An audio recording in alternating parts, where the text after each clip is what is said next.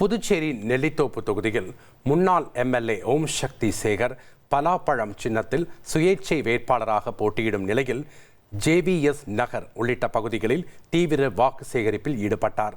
அவருக்கு பொதுமக்கள் உற்சாக வரவேற்பு அளித்தனர்.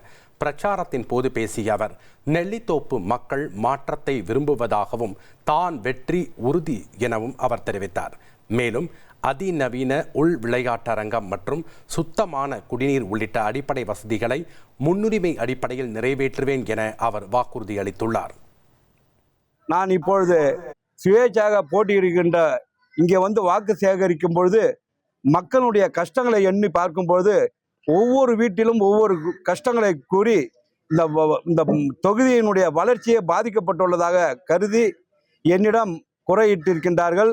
இந்த முறை கண்டிப்பாக வெற்றி பெற்றவுடன் கடந்த 2006 முதல் 2016 வரை எப்படி இருந்ததோ அதே நிலைக்கு கொண்டு வருவதற்கு இந்த அரசாங்கத்திலே முயற்சி செய்து அத்தனை திட்டங்களையும் கொண்டு வந்து சேர்ப்பேன் என்பதனை கூறிக்கொள்கின்றேன். இனி செல்லும் இடமெல்லாம் செய்தி. தந்தை டிவியின் வாட்ஸ்அப் சேனலை ஃபாலோ பண்ணினா செல்ல இருக்கும் இடமெல்லாம் செய்தி. இதோ QR கோட் இப்பவே ஸ்கேன் பண்ணுங்க, ஃபாலோ பண்ணுங்க.